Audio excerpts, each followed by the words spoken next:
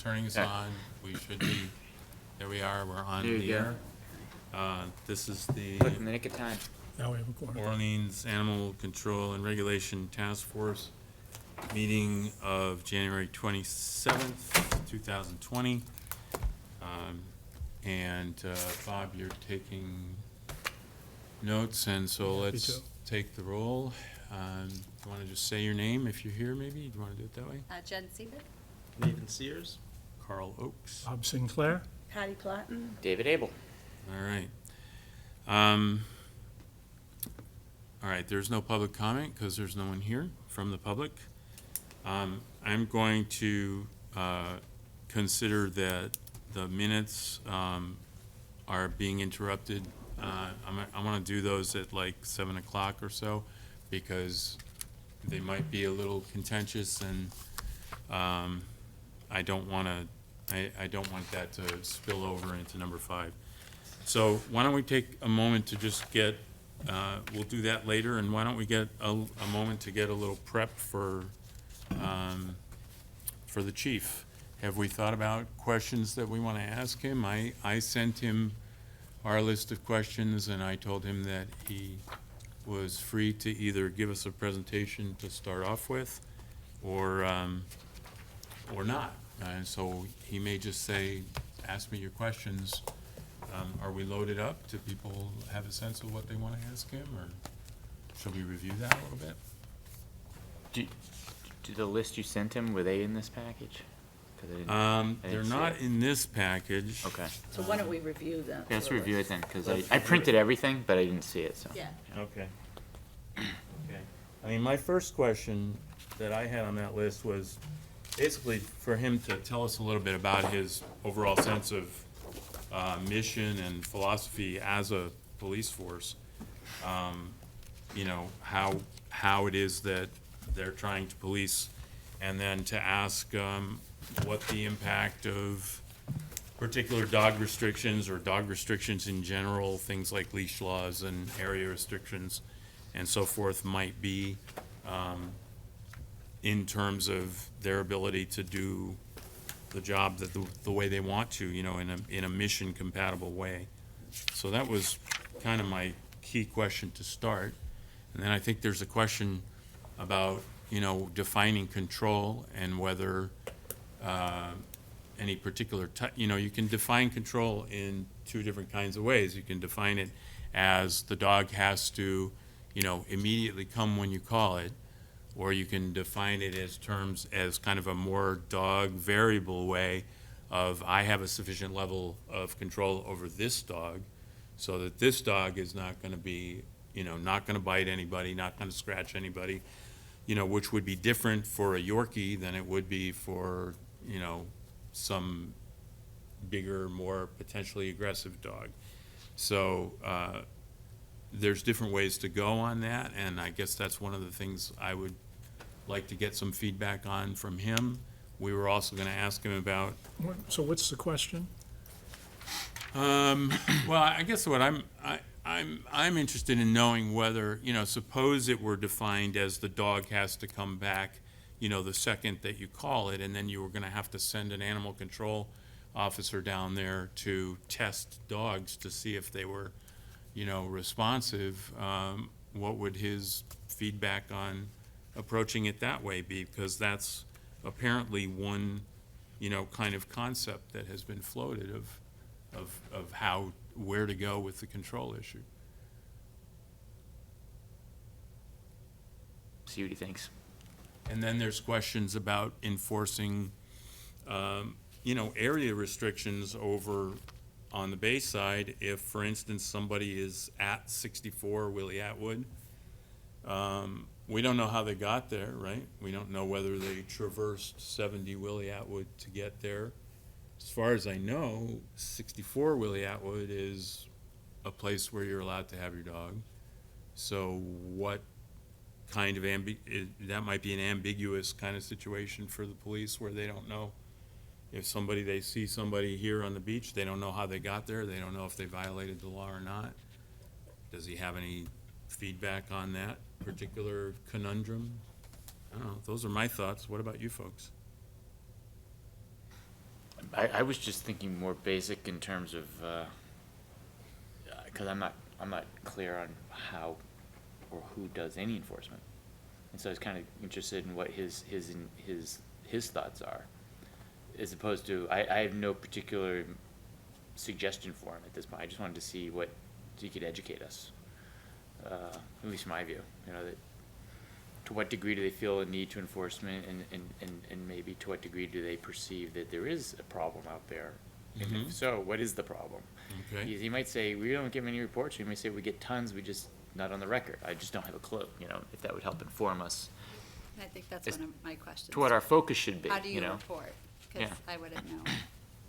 I'm sorry, what was that? How do you, How does one report? And I think we talked a couple times about the fact that the animal control officer works nights, is that? Or isn't available? I think During she the has an day? evening shift, yeah, yeah. So I would assume a lot of things, if they're gonna happen, might, you know, on the beach is gonna happen during the day, or, you know, so what do you do? Yeah, good question. Yeah. And does he have priorities that he wants to see us focus on, you know, because he's theoretically on sort of the front line in some respects where staff is. And he might get, say, well, the feedback I'm getting from my staff is blah, blah, blah. Are you writing this down so that? Yeah, I wrote blah, blah, no, just kidding, Okay. yeah, no, I made a couple notes, yeah.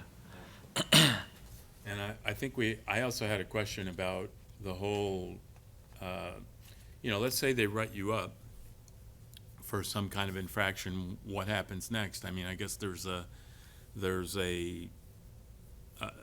I've heard a story that nothing happens, that if you don't pay the fine, that basically happens. nothing happens. And I guess I'd like to know something about that, whether that's true, first of all, and whether he's aware of any model in any other town that works differently. Well, I think in the state legislation, I recall reading something that the towns can collect the fines like 3 or 4 different ways, like put it as in your excise tax or a couple other things similar to that. Seems like an administrative question for the town, Okay. if there was something implemented. You happen to remember if that was in that section 20? There's like an It's this- enforcement section. I don't know which section, but it's the state, that 7 or 8 pages of state Yeah, law. yeah. It gives the towns the authority to do that, Non-criminal disposition of ordinance, I think. something like that, yeah. Yeah. But it seems like an administrative question. You know, you have a couple choices. Good evening. Evening, folks. How are ya?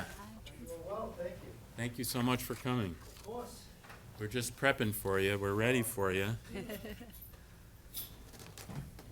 Where would you like us? Would you like us at the podium? Can we converse this way? I mean, what's? Whatever's comfortable for you. I think, except that, it just being occurs to me recorded. that you need to be in front of a microphone for the people at home to be able to hear you. Evening, folks. Hi. Hi. Do you have a statement for us first? I do not. I'm here to answer any questions that you have. Okay, terrific. Just a quick note, so we don't take up too much of your time, do you have a period of time, is like 15 minutes or something? You or- have me. You have me for the night, as long as you need us. Oh, you shouldn't have said, I'm Great. just kidding. Thank you. Can may I didn't want ask to a take too basic much first time, you know, question? so. Sure. All right. Chief, I have a basic question. Can you help us better understand what the implications are for you as a chief and for your officers if you're being asked to enforce a rule or regulation that is not possible to enforce? Not possible in what way? I'm gonna have to ask you. That you do not have sufficient personnel, that the nature of the rule or regulation is unclear, that the rule or regulation flies in the face of a law from a larger source. Let me tell you a little bit about who we are as an organization. I'm a big systems person. Sound policies and procedures in place where our officers have a clear understanding of what our organizational expectations are. We wear too many hats. There's too many things going on where we have to provide clear guidance to our officers. I sit on the Accreditation Commission for the Commonwealth of Massachusetts. We are one of 2 police departments on Cape Cod that are fully accredited. What does that mean? That means we operate under the best national police practices. So having things organized and systems in place based on those sound practices are our highest priority. When we deal or have to respond to an incident that isn't clear and addressed within those systems, within those policies, that makes our job very, very difficult. Does that answer your question? I know it's kind of a broad question. Well, I think it's getting to it. Yeah, when we're responding to a crime, the specific statute that addresses that particular crime provides us with elements to the crime. If we need to meet those elements before we could charge an individual with a violation of that statute. When we're unsure of what those elements are, it makes that job impossible. Does that answer your question? Yes, indeed. And do you encounter that in the sphere of dog regulation?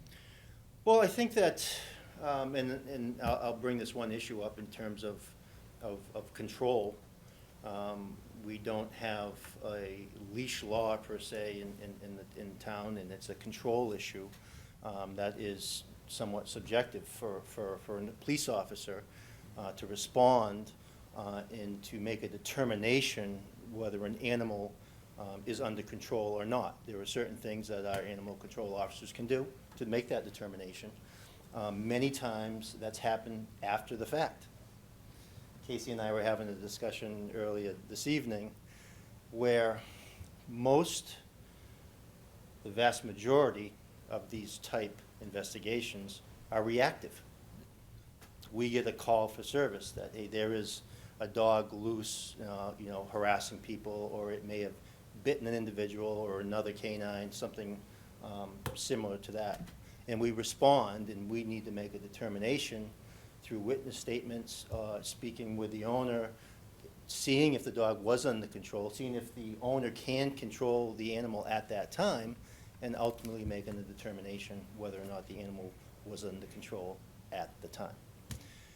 A lot of steps. Mm-hmm. Yeah, and it can make our life difficult. Now, I'm not here to tell you that you should have a leash law or you shouldn't. That's not my decision. And I'm not sure a leash law bylaw, will solve this problem. But that's just one example of how something we respond to that can be somewhat difficult for our officers. And interrupt me, folks, because I'll start, We'll interrupt you. doing Go ahead. lawyerly stuff, but I don't mean to run over anybody. So suppose that you made that determination that the dog had not been under control. What would the consequence of that be? Casey? As a bylaw citation, if there was lack of, there are mistakes happen. Sometimes dogs don't necessarily act as you expect.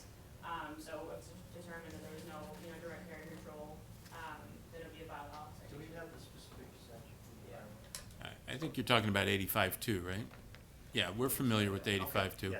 Thanks.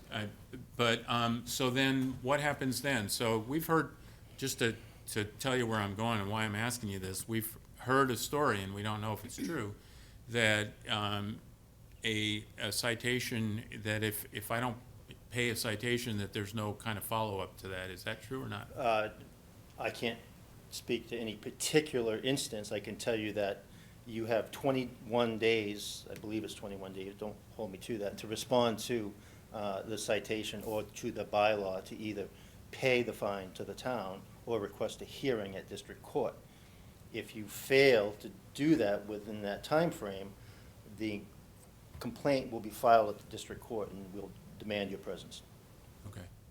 Now, if something got lost in the shuffle along the way, again, that's why I can't speak to any particular instance. But as a system, there is a system that does provide for follow-up. Yeah, and there are many other bylaws that we have in place that, that is the conduit to get failure to respond into the district court. Okay.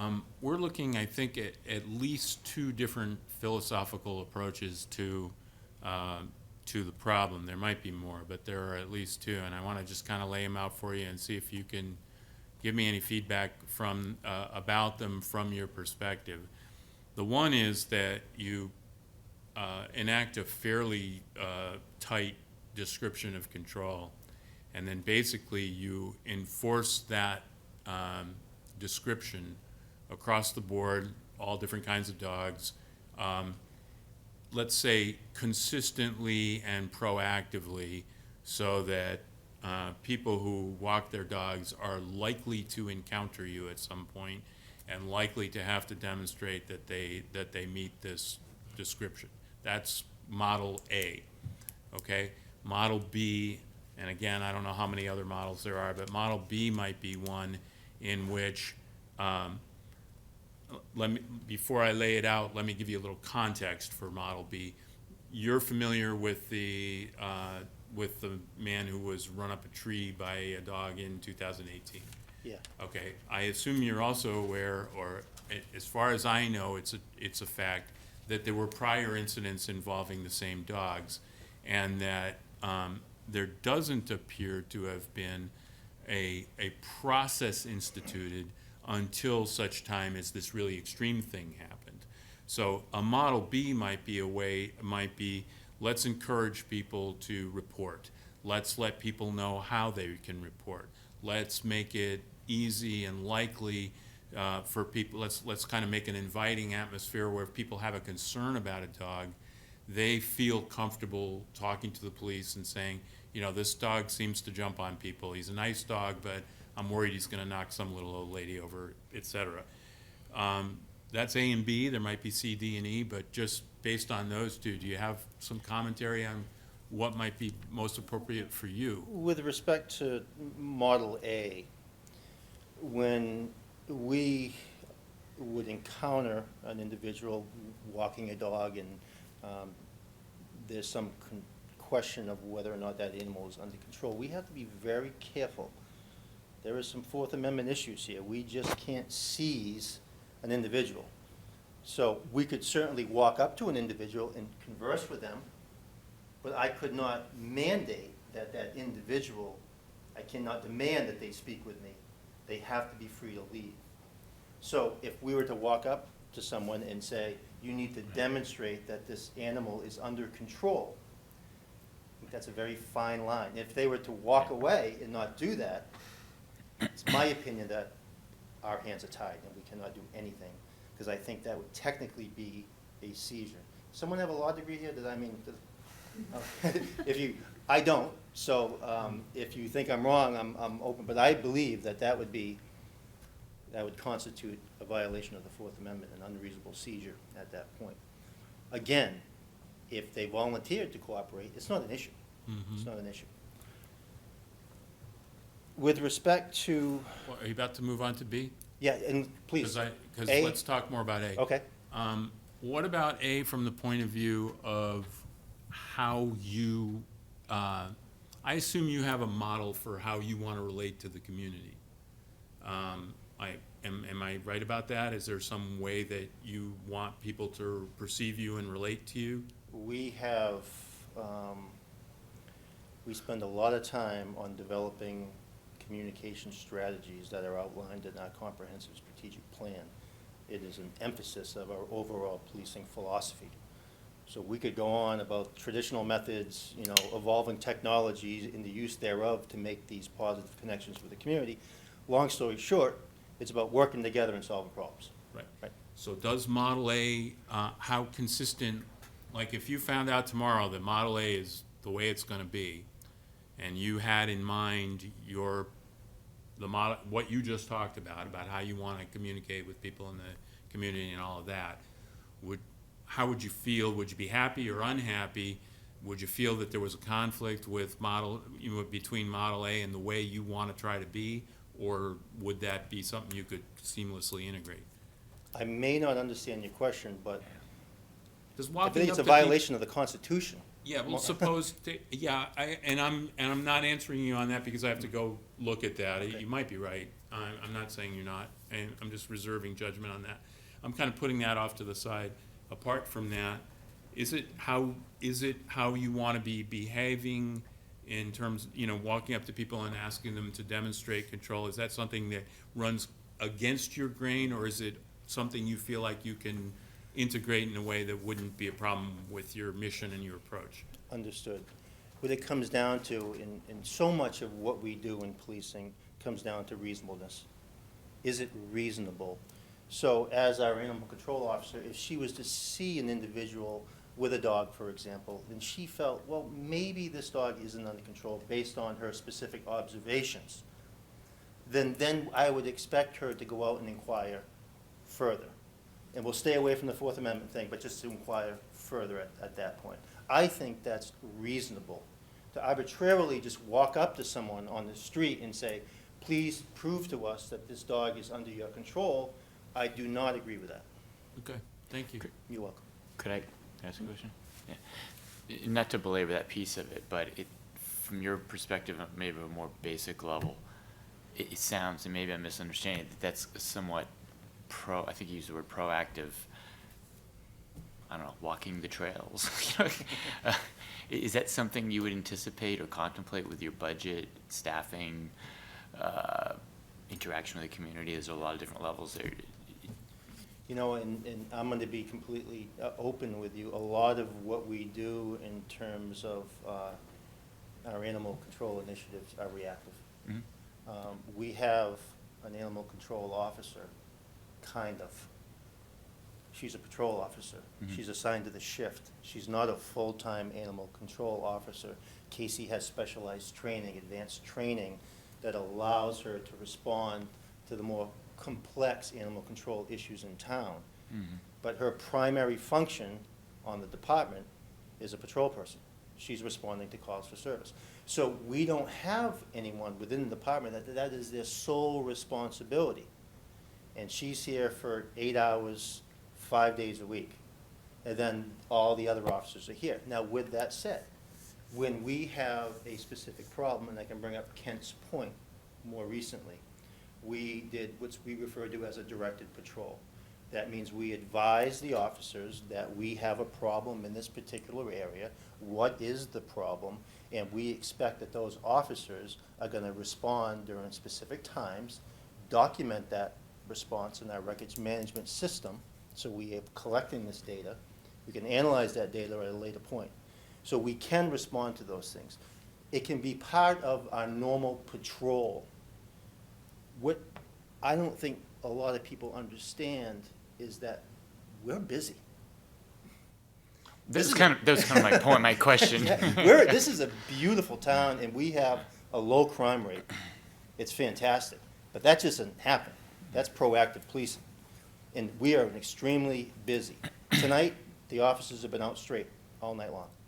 So, and let me give you an example. Just as, if we have a motor vehicle accident, which they're investigating right now, that's probably 2.5, 3 hours with 2 officers on the street. So one of those officers came off. So when we're looking at some of the activities that we want to complete during our shift, we have to prioritize those. Mm-hmm. That officer is now committed to that motor vehicle accident, which in this particular case wouldn't allow him or her to go out and do an extra patrol at a specific area, i.e. Kent's Point. So you see, yes, we do have to prioritize based on our particular staffing. It's on our radar.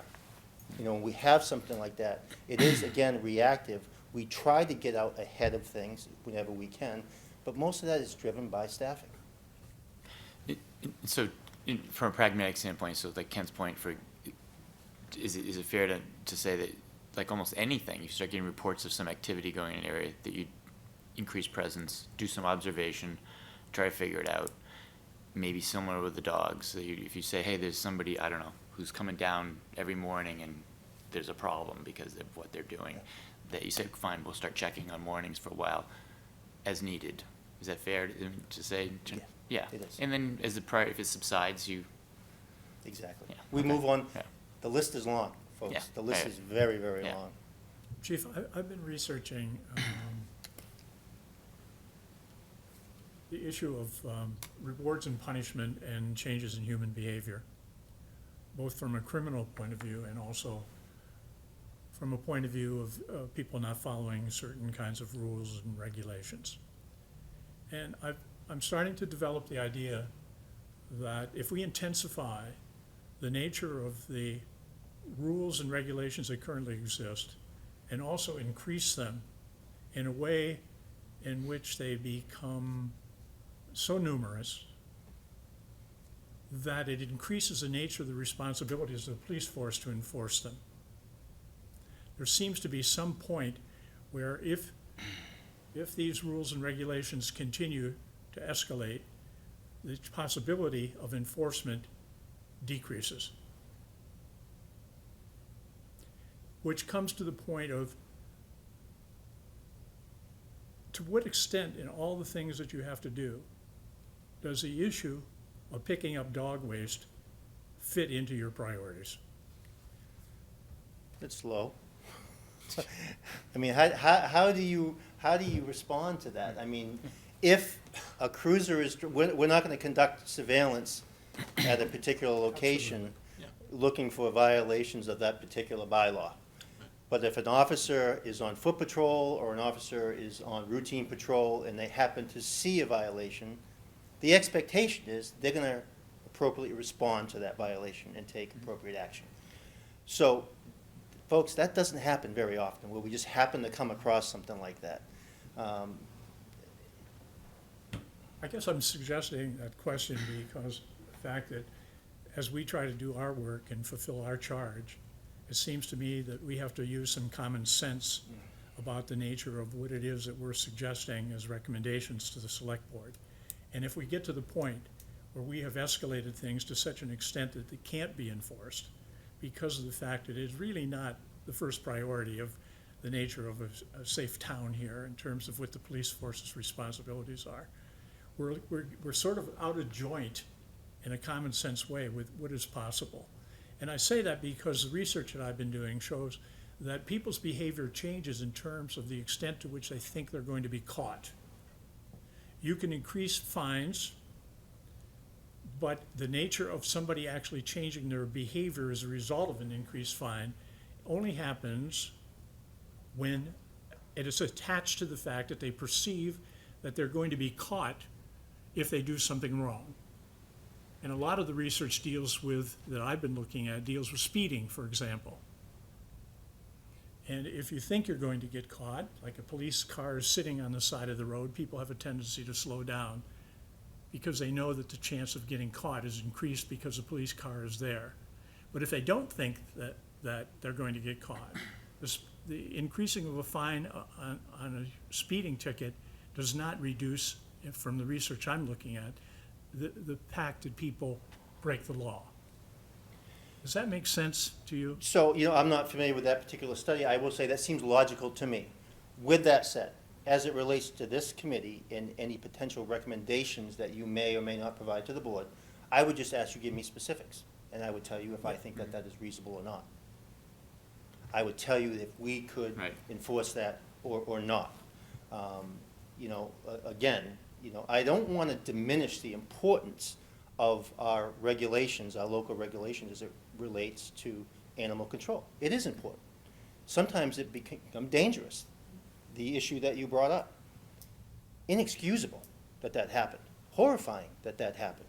And we need to respond to that appropriately. We have cases where we have nuisance dogs. It's a quality of life issue for people that live in our community, and we need to properly respond to that. So I would need to, and request that you provide that to me beforehand, and I could respond to that whether or not That's helpful. we feel this is something that we could enforce. Great. That's helpful. Could I ask you guys, do you have any priorities that you think from the two of your experience in that realm that you think we really should be focusing on? I think that, and you can jump in, the nuisance issue is something that we had a meeting this morning over, some citizens that are dealing with a problem right now, and we're trying to really mediate the problem so we don't have to take punitive action. That's what we always try to do. Let's mediate this situation if we possibly can. Is this about dogs? Yes, Oh, okay. yes, so that, So can you give, and I don't need the details of who that is or anything, but as an example to see real time or real actions, what it is you guys are experiencing? It may help us, it may not help us, I don't know, but, because we're a little bit blind to some of it, because you guys get a piece of it that we don't see. Yeah, the issue is, a dog is barking, and for my purposes, the language isn't specific enough, to be able to, react to it, or effectively, Make a determination. yeah, make a or- determination. Okay. The dog barks during our bylaw hours, so, typically it's in the morning, but it's reoccurring, and it's disrupting, they're close neighbors, and the dog just is a smaller dog that just, I guess, in the morning just barks and barks and barks and disrupts, the people around. So, in this instance, the language is, just kind of loose as far as, dogs barking, I guess, so. That's So what- actually on our agenda, just by the way. We have Harwich and East Ham's barking ordinances, and that's one of the things we're gonna look at. so it really becomes, I believe the statute allows for an individual to contact the municipality directly through town hall and request a hearing. I think that's our job as a police department. Let us do the investigation. Call us when there's a problem. We can log the call. We can respond, make our own observations, because we're much more comfortable in that type of setting, going in a hearing, presenting evidence by our expert, so to speak, in front of the Board of Selectmen, because they'll have very specific questions. And it's not a matter of going in there with one or two incidents. I told the individuals involved today that you really need to keep a diary every time this is happening. Call us so we can, again, respond and make our own observations. But this is something that we deal with from time to time. 9 times out of 10, we can mediate this problem, and it doesn't end up in front of the Board of Selectmen. That's what I was wondering, yeah. And is there anything similar to that, or another category of that you find, or is that kind of like the most common, or? I think what's troubling is the dog bites. Mhm. And I don't know what the solution there is. We've had a few dog bites in the past year. And it's a difficult situation when you have a vicious animal. I get that vicious is the correct term? So when you're looking at, they meet the definition of a vicious animal, what can the board do? And that's a very uncomfortable decision to make. A very uncomfortable decision. Bless you. Have you found that the definition is a problem, or is it more because it's such a tender emotional thing? It's tough to deal with. My opinion, Yeah. it's a tender, emotional thing to deal with I'm anyone. not saying it Yeah. facetiously, I meant Yeah. seriously, yeah, Yeah. okay. I think when you're talking about, let's be honest, when you're talking about putting an animal down, that's a very, very hard decision to Sure. make. So let me jump in on that. And by the way, we still have B to get back to, just for, Certainly, you certainly. know, but does that, I have, section 157, which is nuisance or dangerous dogs, and I haven't really committed it to memory. So I'm asking if you're aware, would it help if there were some kind of lesser thing that could be done sooner, on less evidence, a less intense intervention than euthanizing, so that it wasn't so tender? In other words, that instead of either doing nothing or doing this extreme thing, that at an earlier stage in the game, you could do something more moderate? Would that help? Well, I think that that's driven by statute, so that would need to be a legislative change to the statute. What we do prior to charging someone or taking this pathway, we could choose any option we really want. And again, it comes back to the mediation issue. But if you have, typically with a dog bite, you have a victim, if you will, that is very angry, and they want something done. So that really puts us in a position, as a matter of fairness, that we have to properly investigate, and if this 157 is the pathway, then that's what we'll follow. We could add to 157. We could make we being Orleans, could. Through code, Yeah, yes. could add to a bylaw and could say, for instance, if I see a dog that that hasn't bitten anyone, but is concerning to me, and if there's some, I don't know how, exactly where the threshold is to where it's not just someone saying, I'm worried about that dog, but it's something that adds up to enough collective evidence that, the dog could be sent to training, or that something along those lines could happen, that there could be some kind of intervention that's not as radical and that's more preventative in the earlier stages. And again, that kind of brings me back to, this dog that in 2018, or the two dogs, that there had been prior incidents. And this goes back to the B situation that I was talking about, which is that if there was more contact between the dog community as a whole and the dog control officer, and we had regular contact, and we were able in conversation to say, there is this, if that had been true a year or two ago, there are a couple of dogs who were big, who were jumping on people, who I would definitely have wanted to talk about, and you probably would have heard that from other people. And then there would have been an opportunity to go to those owners who, in my judgment, are nice people, but not facing the reality of what it might be like to be on the other end of their dogs, might have an opportunity to learn something and to become better dog owners before somebody got knocked down and hurt, or, before it's something you have to react to. I What do think you that think of is that? an outstanding idea. Oh, And great. Casey and I had a brief discussion about this. What can we do better? What are we doing, and what can we do better in terms of communicating with our citizen as it relates to animal control? So one of the things we brought up is, we had, and we're gonna bring back our electronic newsletter, which was a huge hit. So we're gonna have a segment on animal control. Okay, we can do that. Right. And I think that would be very beneficial. But even more so, we have a great training room, emergency operations center / community room, where we can have meetings. So Casey and I were talking tonight, why aren't we having meetings with our citizens, again, as it relates to animal control? Anyone that wants to come in, let's have some coffee and let's talk about what's going on in the community. Yeah, Are absolutely. there any problems? What can we do as a police department to respond better to these issues? What's working? We want to know what's working just as much as we want to know what's not working. So, and that's simple. We can have a couple meetings at the station, reach out to interested citizens, and we can make that happen. And we can help you connect with interested citizens. Absolutely. That feels really, really right Yeah. to me. I'm not speaking for anybody else, but that, when you said that, I just, my body was just like saying, yes, that seems like the way to go, or a way to go. Might not be the only thing, but it seems like a very good, positive thing. What else do we have for the chief? Did we?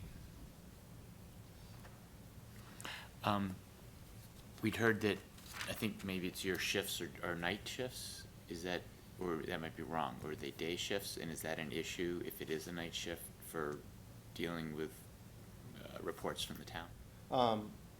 As it relates to animal control? Correct. Casey is assigned to the day shift because of that assignment as animal Right. control So officer. that was erroneous information. Yeah, so she does rotate through the days of the week, Yeah. but she is always on the day shift, just because that Okay. makes sense. Yeah. Our officers can respond and will respond to animal control issues, and they usually will let Casey know, and she can conduct any follow-up that's necessary. I know that Jennifer, who's not here right this moment, wanted to ask about reporting. So, if you're in a particular situation and you see, either you have a direct experience or an indirect experience of something that's concerning, what's the protocol for communicating that to you, or to, if you're not on duty, to the appropriate other person? I can tell you if it's, we say if it's an emergency, obviously call the station right away. Yeah. If it's something that we need to respond to, time sensitive, please call us. But if it's something, an observation that's not time sensitive, and you can give Casey a call or drop her an email, and you can have a discussion before, and then we can kind of strategize what the appropriate response is to that particular incident. But again, if you're seeing something, and this relates to everything that we do in law enforcement, if you see something that's troubling, please call us. So many people don't, but we don't want to bother the police. That's what we're here for. So if you see something, please call us. If it's something that's minor, that you feel just you want to have a general discussion about a particular issue, shoot Casey an email. You can shoot me an email. I'll make sure that it gets addressed. Well, now, you said something about calling. Would you rather that we emailed as opposed to calling? Well, she's normally on the street, so if you catch her during the day, she'll check her voicemail. A voicemail's fine also. And how does someone find her phone number, or how does someone find your phone number? Let me ask you directly, since you, It would just be the station, the non-emergency line. so just call the non-emergency line and ask to be put through to you? Yep. Okay. Jennifer, Carl was asking on your behalf, you were talking about. I report- heard, I Yeah, couldn't okay, hear outside. okay, okay. Yeah, and I can't emphasize enough, please call us. There's nothing we can do if we don't know about it. We didn't know the history about the two dogs. If we Yeah. had known, again, maybe we could have got involved and tried to mediate that situation, and this tragedy wouldn't have happened, because that's what it is. I mean, that was horrifying, what happened, and that really bothered us. These issues are really complicated, I think, because in some cases, the real issue that's brought to you is really not the issue. So neighbors who don't get along might have more tendency to suggest that they have a problem with hearing a dog barking. Welcome to my So- world. Yeah. That never happens. So, that's why I was interested in your comment about when you're mediating with people, most of these problems are solved because those other issues emerge and you're able to deal with them. And the real issue isn't the barking dog. I can tell you right now, for the folks that are watching at home right now, probably half of it being like, wow, that chief is really spot on. And the other half is saying, that guy has no idea what he's talking about. I mean, this is a community divided. I mean, we saw it, we see the same thing with, the sewering of the town. It really divided our community. And when you're talking about animal control, I see that happening again. You have very strong opinions on how to respond to this issue on both sides. So it's, we don't like to see this turn into something criminal. And it happens. It happens often when there's a dispute between two pet owners that leads into an assault and battery. And it didn't have to. And it happens too often. That's what we deal with. And it's unfortunate. So any way we can get out ahead of it, we're on board. We're all in, whatever it takes to get it done. Who negotiates a dispute, for example? Do both of you do it, or you have a team of people who do it? If people are complaining about a dog barking, who deals with that? Well, it depends when the call comes in. If Casey's working, she'll get all animal control calls. But if she's not working, the sector vehicle, the sector cruiser that's in that particular area responds to that call. These officers are trained in how to help people sort those issues out. They are absolutely fantastic at what they do. And this is more of a general question, not really dog-related, but I thought I got the impression from some conversation I heard a while ago that, I don't know, that you guys are understaffed. Would you describe yourself that way? Oh, absolutely. We're running probably about 25% understaffed right now, and for a department of authorized strength of 22 full-time officers, that's devastating. We have been running anywhere from 15 to 25% for the last 2 years. So you have overworked, very tired officers. This is a national problem. There's been some excellent white papers written on this workforce crisis in our nation. In law enforcement, it's a major problem. It's magnified, in my opinion, on Cape Cod, because we all know how expensive it is to live in this particular region. So this is a real issue. It's a real issue. So the issue is because it's difficult to get people to come here because they're gonna have a hard time living here on a police officer's salary? I or- believe that is one of the factors, yes. Yeah, okay. Housing. Yes. I think, Is- to is- be fair, Yeah. the town has taken very positive steps recently to improve compensation. That will be going to town meeting in May. So please, go to the town meeting and support your officers. Of course. But that is a really positive step in the right direction. Is another problem just budgetary in the sense that the department doesn't have enough money to hire people? No, so what we're really talking about is recruitment and retention. Okay. You know, I spent so much time, I could get up on my soapbox, but when we really look at is where are we vulnerable? You know, when I look back at the people that left the department, not retired, but left, you know, I looked at that vulnerable range anywhere from 3 to 7 years. You know, and why are they leaving? You know, money was a big part of that compensation, but that's going to improve hopefully. Yeah. So then you're looking at, are we professionally fulfilling these employees so they want to stay in this community? And if we're not, did we hire the right people to begin with? How do we really take a hard look at our recruitment practices and choosing the right people? I love this community. I love this town. It's paradise to me. We got to find those people that feel the same way. We're not a high crime area.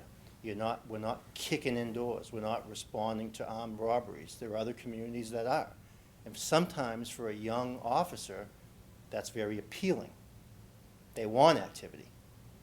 I take great pride that our officers are out there preventing that from happening in the first place through proactive policing that makes you want to live in this community, not in the communities where the officers are kicking down doors and responding to armed robberies and stabbings. We work really hard at that. So it's a lot of different factors. You know, a good economy really decreases the candidate pool in public safety. So we have a lot of things going on right now in our nation that are really driving the lack of interest in public safety. Something we're working on. Thank you. Is there anything- Just a quick more question. My personal view is if it's not broke, don't fix it, and so and be careful of unintended consequences. You know, be careful what you wish for, all that stuff. So I think going at it slow is my approach to it. So I think it helpful to us if to anything we think we were doing, I'm hearing it would be good to vet it with Yeah. the police chief before we get much further with a particular policy, to see how practical it is, and does it really improve anything? You know, I mean, or is it just gonna, be another piece of paper, which is kind of crazy? Hey, one thing I always say to my staff is, what are we trying to achieve? What's the goal? Right. So if we don't understand what that is, what are we even talking about? So thank you. I'd really appreciate the opportunity to come back and talk more specific with you in terms of any proposals or recommendations that you have for the board. And we'd be happy to come back. Just let us know. We'll be back. Awesome. Okay? And Yeah. just one question for you guys to think about. It may be too small, not worth it, but I think you guys have talked to, maybe Ed had talked to a variety of people who are sort of expert in dog behavior and stuff like that. Is it of any benefit to you guys if you're in the process of periodic and random mediation, that you see a situation, that there is a kind of a situation with a dog, and Carl, you were saying somebody apparently didn't even realize their dog was a problem, but there were other issues there. On a sort of consulting basis, would somebody like that be of benefit to you perhaps, or maybe you can think about it? In terms of a referral, like, Yeah, like maybe somebody you incorporate, you don't have all day to be a dog consultant, right? And maybe but maybe there's like one a year and it's really rare, but maybe if we had somebody we could, as a committee, make that resource available that the police might. that would be very helpful utilize. to us if we had any material that we could give the folks, being like, hey, listen, we've identified this problem. Here are some options for you. Yeah. Hey, contact this person if you're interested. Obviously, we can't force that upon them, but Right. it's always nice when we can provide them with some guidance. And when we were talking about, having meetings at our community room at the station, why not bring in experts, some guest Yeah. speakers, and we'd be more than willing to do that. And we'd certainly be looking for your help to find those people. But I think we could really take this somewhere.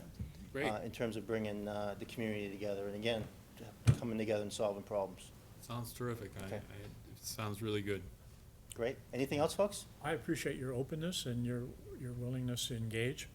I think it's very helpful to us, so that Great. we can have some way of making sure that what we're recommending is indeed reasonable, enforceable, and doesn't put the police force in a situation of not being able to attend to priorities because of things that are of less priority.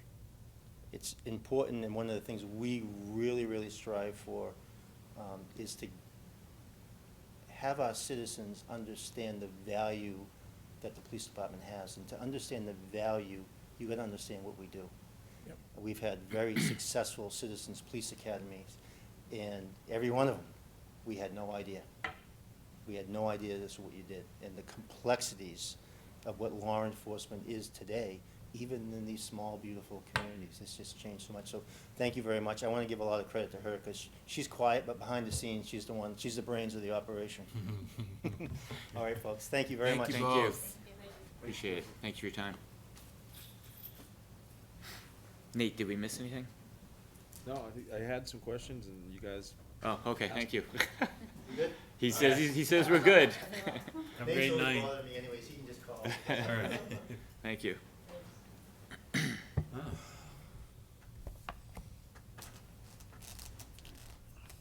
Well, do we have any after thoughts about that before we move on to anything else?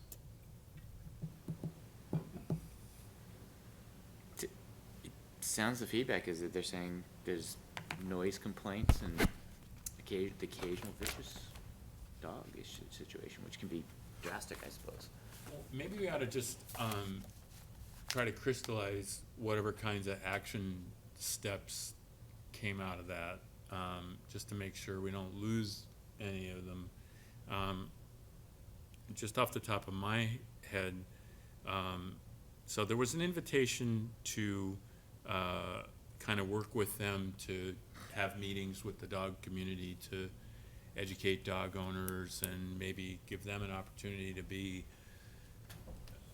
more aware of what's actually going on in the dog community and what some of the problems are. You know, in terms of reporting, for instance, they said, you know, they gave a green light to just, you know, call anytime, don't feel like you're disturbing us.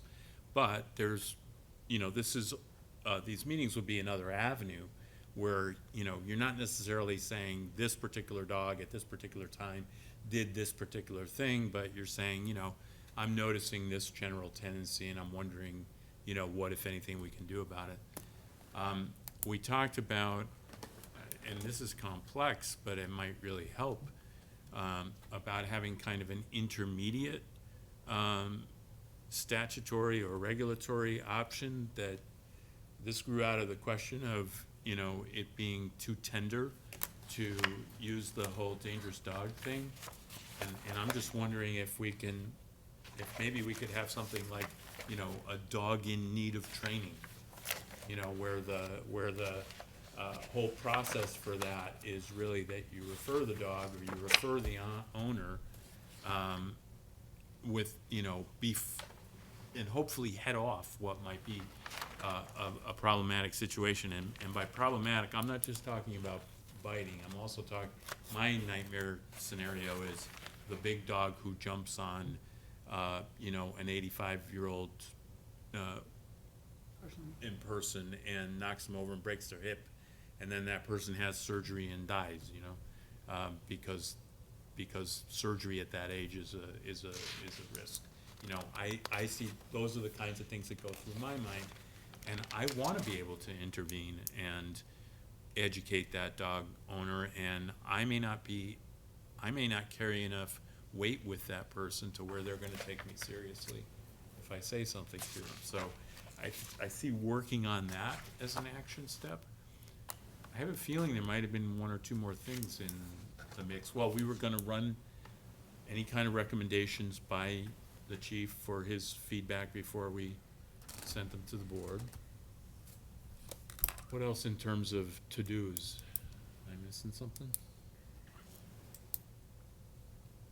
I think it would be useful to have a representative of his department be part of the process if we were gonna make any edits to bylaws. They're the ones that are gonna have to enforce them. They're the Right. ones that know where there is, if any, gray areas in present bylaws that they struggle with when they're trying to enforce them. So I think it would save us a lot of time if they were part of the discussion as we were trying to draft language. So maybe you're saying before we even get done with what we think is the final proposal to say, we're trying to take this law in this direction. What's your input on that? Yeah, as much discourse as possible between the two, between this task force and whether it's emails and just bouncing ideas to say, are we going in the right direction, or, I mean, he can tell us very quickly, not enforceable, you know, too vague, Okay, start over, or, you know, I'd lean in this direction a little more. okay, His input's very valuable. okay. And it doesn't sound like they have the time to sit here, but I feel like emails back and forth would Right. probably be the most Yeah. effective. Yeah. Well, that sounds good, yeah. So, and we maybe, this is just one piece, but you talk about the dangerous dogs, I think in terms of incidence rate, it's very low, but I think the risk obviously is high. But if you read the statute, it says, you know, any person may file a complaint in writing to the hearing authority, and then it goes a bunch of things, description, then it says, the hearing authority shall investigate or cause an investigation. So that means they have to. Right. If it's filed in writing, which is fine, but if, and again, I'm not a lawyer, so maybe if we decide to enhance the interaction, so they're mediating already these days, maybe we're able to offer some kind of enhancement to that with a consultant or a dog trainer or something that tries to enhance the mediation piece of it,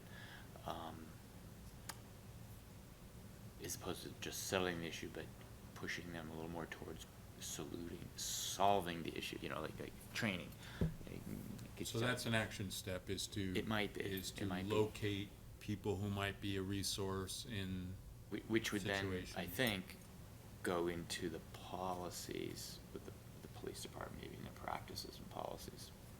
I'm not an expert in there, so I don't know, but if someone hasn't filed a complaint in writing, but they know they're getting these complaints because somebody calls up, this happens, it may not even occur to them to put it in writing, so they don't have to go to these next steps. They have a step where they're already mediating, so they say, well, as part of the mediation, we just enhance it by saying, well, here's a few more resources, like you said, if you can give us some resources. I don't know how much it's gonna solve, but it may just enhance it. I don't think anything we do is gonna make it black and white, you know, it's not gonna suddenly solve whatever. but, you know, the thing is that let's take the jumping dog again, you know, let's take the friendly, you Right. know, 65, 70-pound golden They retriever. call it in, and there's a policy to advise and consult, Right. maybe. Yeah, because that dog, you're not gonna get the vicious dog process It's not a started with, vicious- it's because not, they haven't right. done anything. Right. You know, it's just that you have this sense that there's a potential. Yeah, That's why I use the word enhancement, maybe it's a way to just enhance services. So what is the action you're suggesting? I'm more thinking aloud here, but it may be something we think about as a committee, that if part of our effort is, as he said, achieving goals, as opposed to saying, well, I'm gonna do a punishment and that'll achieve my goal, or I'm gonna raise the fines and achieve a goal, that if the goals don't have dogs jumping on people, and and if they're getting, I don't know, if they're getting a lot of these reports, then it'd be one more tool in the tool bucket to say, oh, we got this report, they're gonna mediate, here's some resources that we have now that we can refer you to. Person may not use them, but it just makes them a little bit better equipped to go to that next step. Like I say, I don't think this is gonna just solve things wide, but it just makes it a little bit better. One thought. I'm gonna kind of go very slightly sideways for just a second, and bring something else up, which is, that the way things are structured in Massachusetts, the kind of concept is, you know, we deter bad things from happening with dogs by making dog owners completely responsible for what their dogs do. Right. That's section 155 or something. That's the approach, you know, it's like, that's not the only way you could technically approach it, but it's the way Massachusetts has chosen to do it. And the flaw in that process, as I see it, is that if you asked 100 dog owners in town about their liability under the dog laws, I bet you that, you know, half of them don't even know this. Don't know, for instance, that if their dog were to knock somebody over and there were medical bills that were not, you know, covered by insurance, that they would have to pay all of that, that if their dog were to hurt another dog and the dog needed $40,000 worth of vet bills, that they would be on the hook for all of that $40,000. It's a good point. I would say you'd include that in your, there might even be a little one-page pamphlet we give people, I don't know. I just to think help it's them say, you know, important. just so you're aware, we're trying to prevent that from happening, so here's some resources Yeah. that may assist you. I think it's important to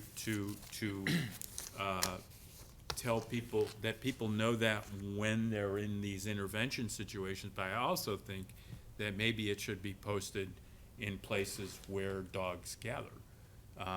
Because, you know, you might have a different attitude towards how much control you are willing or not willing to exert over your dog if you understood the consequence of something untoward possibly happening with your dog.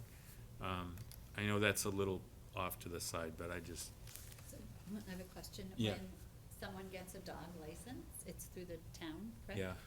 And is any education given at all by the town? Cause that seems to me like the place it should be happening, like right at the beginning, you're signing, you know, we're giving you this under these conditions, and here's all the things you need to know, and sign that you've read this under, you know what I'm saying? Like Yeah, maybe just- even pass a test. I mean, Something. like the driver's test. Right, right. To show that you know these things, which, you know, would communicate seriousness. No, the way it works is the census goes out, and if you're a dog owner, you have to indicate that you are, and you have to, it's a certificate, rabies certificate or something that you have to send in? Yeah. And then you get mailed back a little tag that you're supposed to put on your dog, which, you know, a lot of people don't bother to do, but there is no education process. Yeah. I mean, I would definitely think that would be, I would like to see that change. Yeah, I agree with you 100%, yeah. And you might, and again, these are little tweaks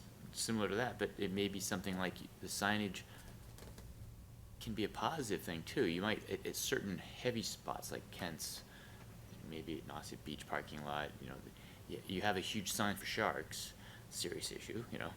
Right. You might add a little one with dogs, and it says, hey, you know, more in a helpful way, hey, I'm not sure if this would ever go over, but, you know, did you know that you're liable for if your dog jumps and hurts somebody? Here's some helpful information, you know. So I don't know guess if it's we really ought- gonna help, but. Well, it I might be guess we ought to worth put this considering. on another agenda, just because Yeah. we're starting to drift a bit. It's fine with me. Let's talk about what this is, because what we seem to be doing is suggesting very specific kinds of things that could be done to correct some kind of problem.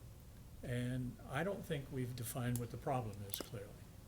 So I have no problem myself with making all these suggestions, some of which have been made minutes ago, past, you know, meetings past.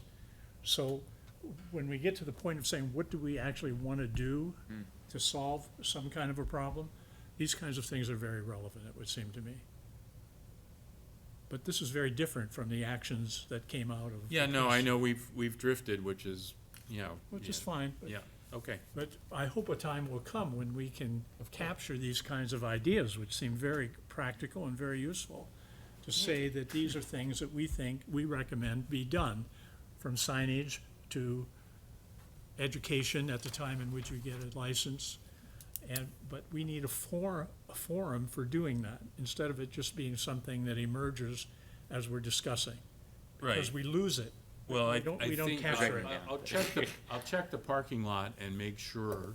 I think some of these things are already in the parking lot, which means that they won't get lost.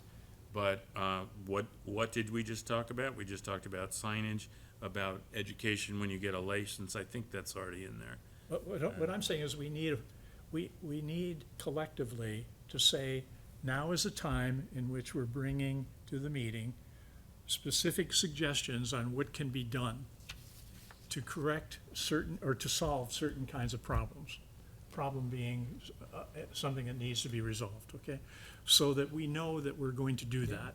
So it isn't a case of can we go to as you're calling it, a parking lot to find out. It's a case of actually making the suggestions discussing them, perfecting them, and agreeing to them, so that they're moved into recommendations so that they can be taken in our report to the select board. Yeah. It's time for us to say we're going to do that. And that's going to take time to do that. So I'm suggesting that although these ideas can come out as we talk, we need to, we're at a point now where it's time to capture these ideas and make recommendations. Does that make sense? I'm makes I'm sense. agreeing with you, I just think we did a little brainstorming then, I thought write them down and then we'll reevaluate it later. But we brainstorm without the context of the fact of what we're trying to accomplish. Brainstorming is important. I love to do it. I'm sure a lot of people like to. But the nature of the brainstorming should have some kind of a practical effect in terms of what we're going to do, in terms of recommendations. Otherwise, we're just throwing ideas out and they never go anywhere other than to be listed somewhere.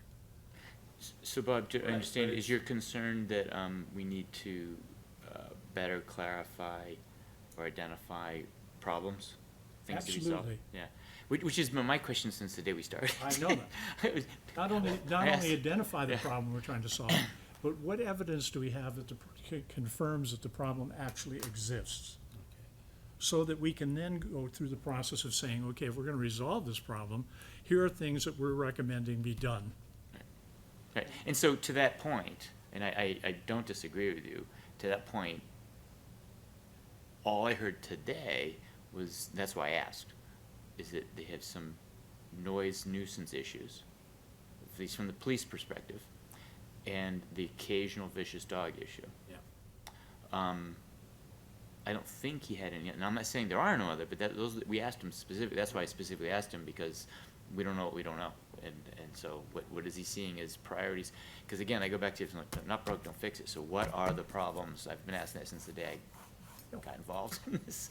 And I'm not still totally clear, but I hear little bits and pieces, so that was kind of with little bits and pieces, and maybe we could enhance it. But I didn't see, like, I don't think there's anything that's gonna solve those two things. I don't think you ever are. I think you can make them better. And that's as far as I was going with it. Yeah. If that, and I'm happy to hear other problems, you know. I thought that discussion and question and answers was very helpful. And a lot of good things came out of it. So let me say something about what you just said. As far as when do we actually propose these things, when do they come on the agenda as things that we are getting ready to propose or not propose or modify and then propose or whatever? My sense of where we are in the work plan is that we have the end of February as a sort of a deadline to offer anything, if such a thing exists, and it may not, but to offer anything that is really a quote-unquote no-brainer in terms of a legislative type recommendation, because that would be when it would have to happen in order for the warrant. Okay, so the reason we, But doesn't that make an assumption there's going to be a warrant that addresses these issues? if they wanted to, what they said to us when we started was, it would be nice to have whatever you've got by the end. First they said, January 1st, but then we kind of talked about it some more, and they said, well, it's really the end of February is kind of the drop dead time for it, so that if there is something that needs, that is clear and that you can give us, that we can use as a legislative recommendation for a warrant, that you would do it by that time. So then what we were trying to do here, which may or may not be fruitful in the next couple of meetings, was to see, is there something that we can cull that is fairly clear, like we thought dog waste was gonna be clear, and then it turned out it isn't so clear. But is there something that we can offer by the end of February? And then we were going to, take our time as far as anything else is concerned. So that's why these legislative issues are front and center right now, because we're trying to see if there's something that we can extract from it by the end of February. And everything else is kind of on hold until that time, with the possible exception of making a little amendment or a bigger amendment to what we said about the dog park. So that's how I see us in our work progression, and that's why when we talk about things like putting up signs and stuff, we don't actually delve and actually pull the trigger and actually make a recommendation, because these things come first.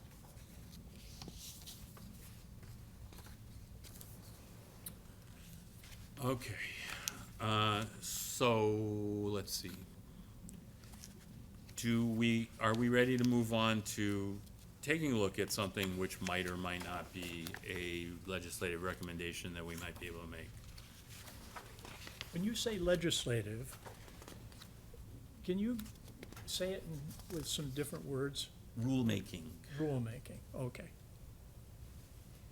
Because we really aren't a legislature, but I understand what you're saying when you say rulemaking. Rulemaking recommendation, Yeah. yeah. So it's this list, right? That's our, Yeah, for instance, one thing we skipped last time, I'll give you two things we could look at, okay?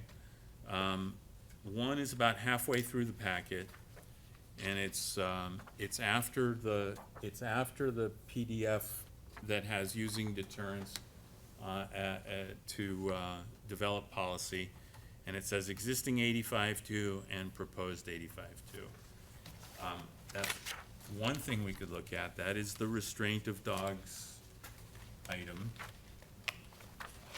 Another thing we could look at, and I'm not, by the way, saying there isn't a third or a fourth option, but I'm giving us two at least, is to go very near the end and to look at barking and other noise caused by animals, which is the second to the last page, which was just brought up this evening.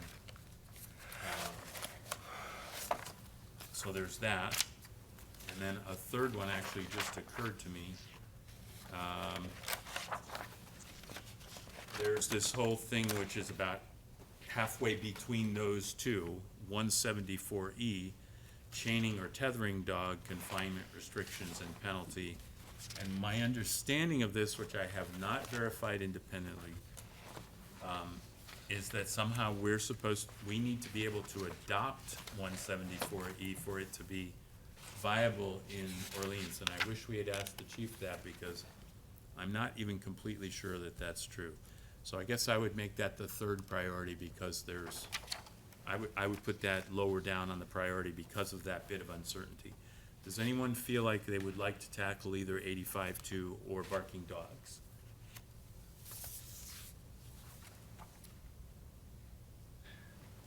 yeah, I don't mind, you said you had done current and proposed for these sections? in Just for yesterday's- 85.2. 85.2. 85.2 has a very brief, Right, I know, but you're saying you sent that out yesterday? Cause I have one from the prior meeting, is it different language now? I didn't see one from that yesterday. I think is Paul's that you Yeah. have in your hand. Right, I'm sorry, which document are you saying you have it? And The you packet can that- certainly use Paul's as a comparison. The one I had offered, this is mine. Right, this is in Is- yesterday's package, what I went yesterday in the email? Yeah. I'm just saying I missed it somehow. Yeah, it's Okay. right after the PDF on, would you like one of these If you have a hard packets? I have copy, yeah, extras. yeah. Here you go. Cute. Yep. I don't know how I missed that.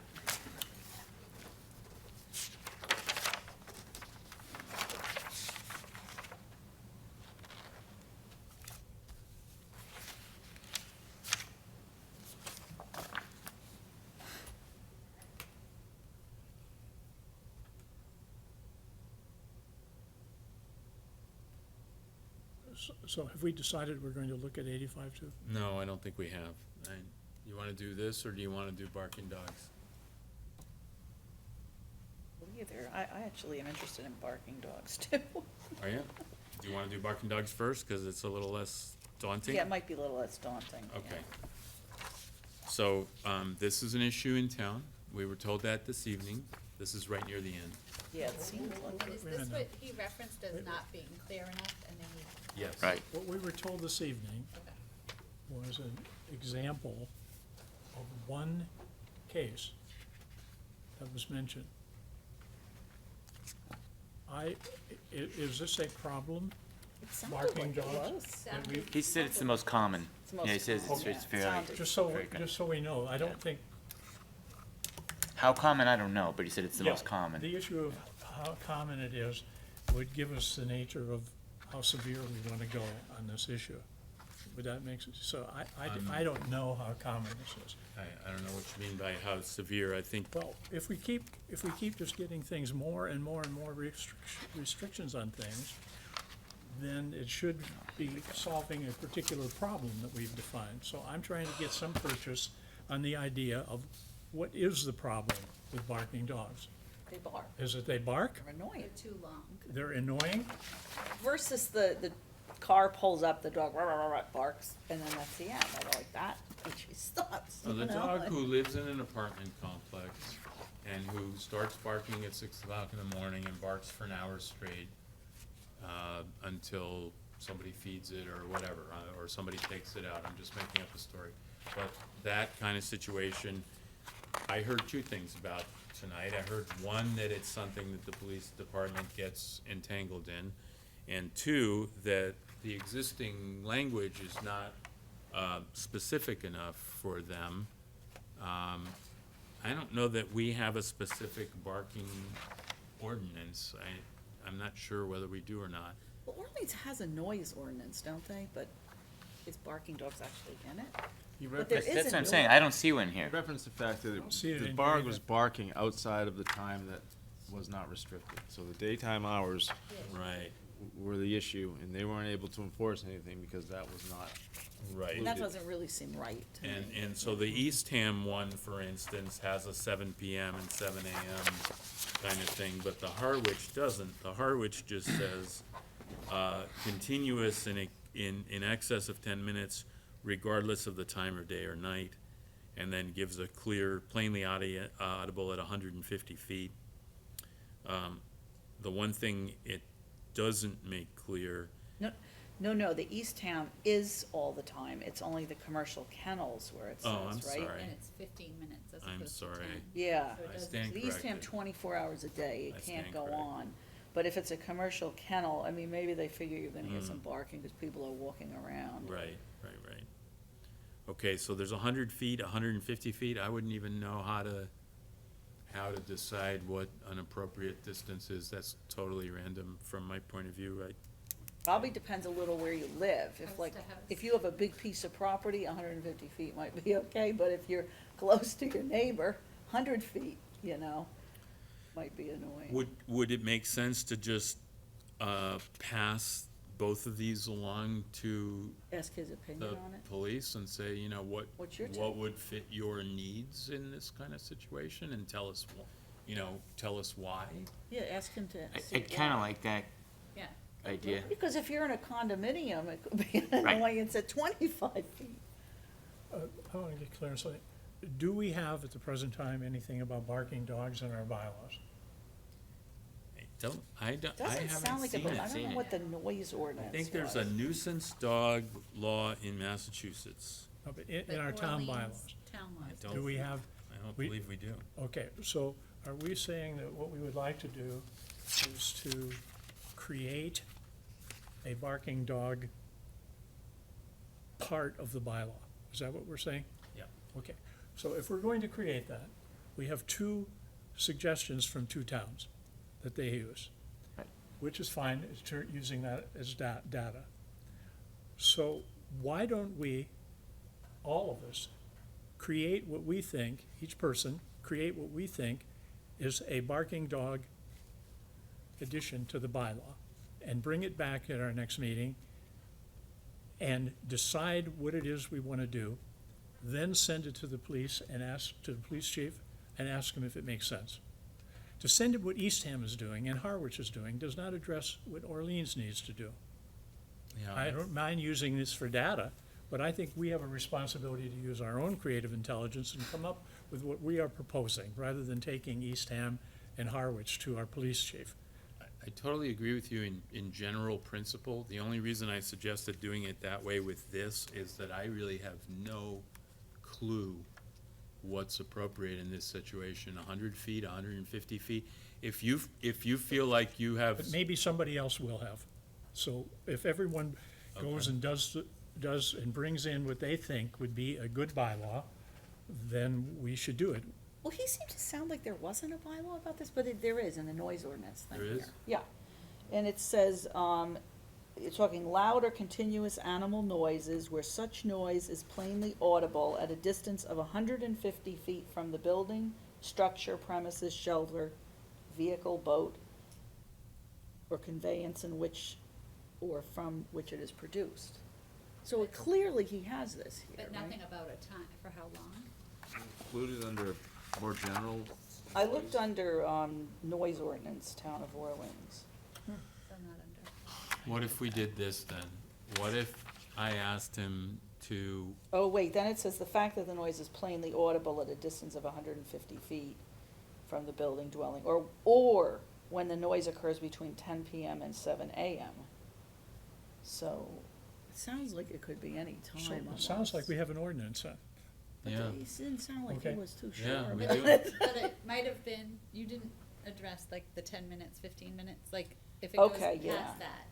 Cause that's what it It says sounded like. continuous animal noises, so it's probably up for grabs. So they need more specific. Maybe more specificity, specific. Yeah. Because somebody could argue, well, 10 or 15 minutes isn't long, and I Right. think maybe you should narrow it down Right. then to it. how about if we did this? How about if I asked him to tell us what, their quote-unquote problem, issue, concern, whatever is, what their sense of of inadequacy is about this particular thing, and then send it out to everybody on the committee, and then whoever feels that they can take a stab at writing an appropriate solution based on that information, bring it to the next meeting. We'll try to craft something together based on that, and then we'll give it back to him for feedback on the final result. Does that work as a process? Yeah, I just wanna know what isn't specific enough for Yeah. him. I Thank agree, you. and I think that was one example, and I think there's a lot more examples. And I think that we should send these examples to the chief and say, we were entertaining, including similar language, or possibly, some of this, of the neighboring towns. Is there anything valuable in here that you would like us to pursue? Since we already have an ordinance, Right. The timing of the barking. We did some that they homework were for them. We're specifying. showing them other Right. similar, Yeah, I neighboring think towns. we'd appreciate We're that. working for them. What would you like us to research for you? We can bring forward to you. And I would like to have his recommendations. He's the one that has to enforce this stuff. I mean, from my view, for instance, I would say I wouldn't be a time restriction, just from my personal view, because people work at home during the day. Yeah. So it's the same as trying to sleep at night. Yeah. So but some of them are day and some of them are night, and then you're like, okay, well, personally, I think we should change that. And so that it's not remake the wheel, it's just tweaks, how do we adjust this to make it a little bit better? You know how many times he And very must low come across that, expectations. then, as a department, and say, Yeah. oh, this is a little too, there's a loophole here. Right, He knows what they are. yeah. And in the condos, you may find that they say, that's a condo problem. All right, well, it can't hurt to show him that, right? I mean, Yeah. it's not gonna box him in any way. Well, we He's asked a- him, he said, I need more specificity, so Okay, how would that help? all right, why don't we take a look at 85 too? so what did we decide now? I'm gonna send him an email that says, we'd like to understand more about how the existing ordinance is insufficient, inadequate, from your point of view. If it is, Well, he indicated that it was. That I think was established. in what ways? Okay. And we're interested in your recommendations, primarily, just by the way, we took a look at these other ordinances, and we're wondering if there's anything in these that would be of any value. Feel free to ignore them and just tell us what you think if you'd rather do it that way. And hear back from him, and then I would send that out to everybody with an invitation, which, by the way, is always there. I mean, always, if you want to take initiative to try to do something, just go ahead and do it. if it's agenda specific, great. If it is not as much, then talk to me about it so we can figure out how to fit it in. But, everybody who wants to, can take a shot at drafting one, and then we'll collectively, come up with a interim final product next time, which we will then give him for his comments again, and then we'll send something back to the board. And that would be a recommendation from That us would be a recommendation. to the board. Okay. Yeah, yep. So you're gonna send a copy of the Okay. Eastham and Harwich? Right. Yeah. Just as, this is Just as data. information. Data. No, and maybe Fine. also This is that. send a blip from the town so that he can easily compare what it, you Yeah. know, what it says. Yeah, I'll make it all easy for him. Similar, when I'm looking at shellfish regulations and issues in town, with the Shellfish and Waterways Committee, lots of times they'll go on fact-finding missions for me. You know, I wear so many different hats in town that sometimes some of this stuff doesn't rise to the top of priority. Yet, when people can search it out and, wow, that really would work great for us. You know, I didn't even know they had this regulation in Falmouth. We can help the chief with some of the stuff that doesn't necessarily rise to the top of his priorities. I think. In that noise piece, maybe, is that buried in a noise ordinance as opposed to? Yeah, it was a the general, you animal know, it control? talks Yeah, about that's other gotta be sent- music. That's So, gotta be sent to him we- too, then. Yeah, Yeah, that's what I mean, so he What you can just see said, Yeah. clearly what it is. And, Good. and where is that? What's the number of that bylaw? 120-1, Okay, A and B, I guess, okay. Very good, under noise, chapter 120 noise. okay. I just Googled Town of Orleans mass noise ordinance. Yep, okay, it shall be done, I'll do it tomorrow. How about if we just take a look at this 85-2, and, you know, this may turn out to be like the dog poo, it may open up more questions than it solves, but, let me tell you what my thinking was on this. I tried to do two things in amending this. The first was to define control in the alternate way from the way that I ran it by the chief and said, you know, I said to the chief, you could walk up to every person and say, prove that your dog is under control. And that control is defined as, you know, they come immediately when they're called. And he said he had a concern with that from a Fourth Amendment point of view, which he might be right about. And he also had a concern about that just in terms of whether that was a reasonable way to interact with people. So I took a different tack because my inclination was the same on that, generally, that it's not the most productive way to go. So I wanted to define it as what the effect of the restraint is. Any dog shall be restrained, this is under A. Any dog shall be restrained or under the control of a reasonable person at all times while off the premises of its owner, sufficiently to ensure that the dog will not pose a threat of harm to human beings or other dogs. Harm for these purposes includes biting human beings or other dogs, scratching human beings, whether purposefully or inadvertently, and jumping upon human beings. We could tweak that. I'm not saying that's absolutely perfect, but, so what that would do, my nightmare scenario in the reverse sense here on this, if we go too far with this, is that I'm imagining the 80-year-old woman whose husband dies, who gets a Yorkie for companionship, who takes her Yorkie someplace for a walk, and suddenly somebody's saying to her, you know, prove that your dog comes right when you call him. You know, and to me, that's pointless. To me, that dog does not pose, you know, it's like that's why I gave you the handout about the manifest evil.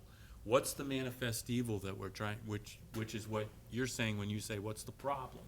You know, I don't think a Yorkie poses any problem except potentially if you don't pick up the Yorkie's poo. Or harassment of wildlife, or running out and causing a car accident. Or tripping people. Right. It could Okay. bite. I mean, biting I'm people, come just on. throwing it out there. No, right? you're right. Yeah. Yeah, okay. All right. I'm not sure fair size enough. of dogs necessarily is the issue, but Well, it is- I understand where you're It is going. in terms of the real priority item, which is not killing somebody, right? I mean, at the top of the list, what we don't want to have happen is we don't want to have somebody be mauled seriously by a big aggressive dog. And that's the highest level of concern. And at that level of concern, the Yorkie poses no threat. So my thinking was, let's define this in a way that is kind of breed-specific, so that, you know, if you've got a big dog who's jumping around crazy, then you maybe pay attention to that dog. If you've got a little dog who goes off and sniffs and then doesn't come back when you say, Casper, come, come, come, we leave that alone because it's not a problem. Okay, and then the other thing I did was added this whole, what may seem like big and elaborate process in C of administrative procedure for closing public property to dogs, but it's actually pretty standard administrative procedural stuff. You get this, you know, in a lot of state laws, a lot of federal laws, where, you know, federal rulemaking, for instance, you know, people have an opportunity to submit written comments. And then the agency, when they publish their final rule, they list out this whole thing. We got a comment that said, you know, this was gonna be way too expensive because yada, yada, yada, yada. We considered that and decided that, you know, that problem could be rectified by this tweak that we made to subsection D, you know. I think in a small town like ours, there's no reason why we can't have in-person commentary as well. I think these things are probably not gonna happen very often, so it's not like, you know, it's a huge burden if you're deciding to close an area to dogs, to give people an opportunity to show up and to ask, to find out what the problem You're is. talking to C now? Yeah, Okay. so, anyway, so that's, and my thinking was that, part of what animates this for me is I'm still not clear on exactly what the reasoning is for some of the closures that we have. I don't really know that I understand why. And in a small town like this, I would like to be able to understand.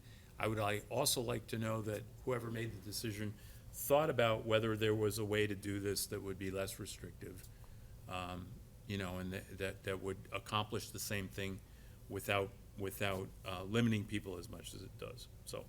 Is this the appropriate place for this? Like, was this pre-existing and you changed language, or you just added that whole? I added it. You could, in theory, and I'm thinking of doing this as a warrant actually, you could actually make this the administrative procedure for closing any public property to any kind of activity.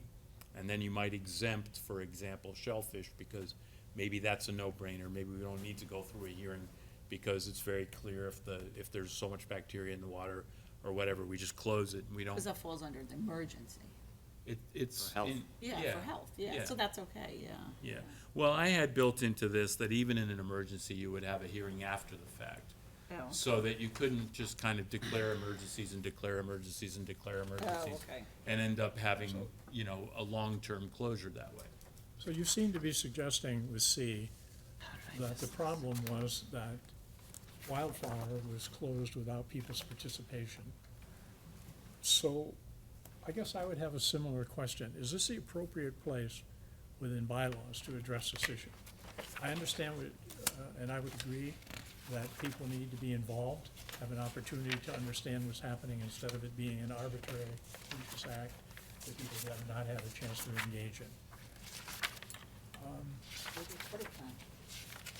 Where would it go if it didn't go here? Well, if it was dog-specific, this is the place for it. to go, okay. If Yeah. it's more general and it has to do with closing public property to uses, period, you know, or restricting uses, you know, all of a sudden you can't bring your kayak here, or all of a sudden you can't snowshoe here or whatever, then it would go someplace else, because then it would be a general administrative Our regulation. charge is really to stick with dogs, isn't it? That's right, so that's why I put it here. Because I would think that there are certain regulations at state and federal level that would override something like, in many cases, outside of the dogs. And I don't even know what the state laws are on things of this nature with, at closing access for dogs. But That answers the question of why it's here then, right? Yeah, Because it has to do, it says closing public I property know, to dogs. I know what it says, but just so we understand, because the question was raised, is this the Well, appropriate? it's also under restraint of dogs, so I just, Right, it but, does it to me. right, but did, look, well, look at B. The reason C is there is because Presence of of B. She, she's suggesting, it It- doesn't really fit with restraint, does it? Well, then there's a caption issue, that's a caption issue in my opinion then. The caption should be, broadened, but the reason that C follows B, because B has, unlawful, to permit a dog to be on any public property which has been closed to dogs. So then C was just saying, well, if you're gonna close, this is this is how you have you to go close about it. it. This is how you go about closing it. So if you're saying restraint of dogs is not broad enough to encompass C, it's not broad enough to encompass B either. You're saying it should be restraint of dogs, semicolon, presence of dogs on restricted public property, or something like that, or else you would split them out. I think the place to change the title would be on C, so that the transition is clear, as you just described, from B to C. So maybe the topic of C could be adjusted so that it's clear that it's associated with changing property or closing property to dogs. Well, you can make restraining them it, well, you from can not make it, being on. you can make it B1 and B2, B1 and B2. There you go. Okay, you make B1 is just generally, and then B2 is the There you go. administrative procedure. But then I still think, to Jennifer's point, that you have to broaden the caption of 85.2, because 85.2 speaks to A but doesn't speak to B or to new C.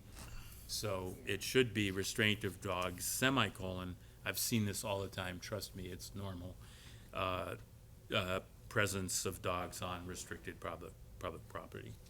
Could I make a suggestion that, Yeah. that I get the intention, and I don't know whether it conflicts with the town charter or what, the powers the selectmen have, and I don't know if you're allowed to do it, but if you are, can we then propose or consider proposing this as we're just making recommendations, we're not lawyers, right? So if we as a committee come to the point, are we gonna, I don't know if you wanna do it tonight or some other night, that we'd actually vote on this, and then the administration or implementation of it, give it to the town and say, well, if it complies with state law, and so, and this is what we wanna do. Cause that's our charge, right, I make think- recommendations. But I think we give it to the selectmen. That's what I mean, the selectmen.